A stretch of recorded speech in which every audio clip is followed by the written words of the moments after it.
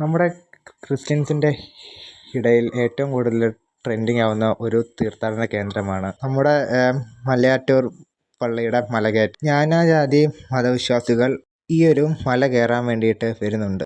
പൊന്നും കുരിശ് മുത്തപ്പോ എന്ന പ്രാർത്ഥനാ ഗീതം പറഞ്ഞുകൊണ്ടാണ് മല കയറുന്നത്. ചിലരാണെന്നുണ്ടെങ്കിൽ മരക്കുരിശും ചുമന്നുകൊണ്ടാണ് കയറുന്നത്.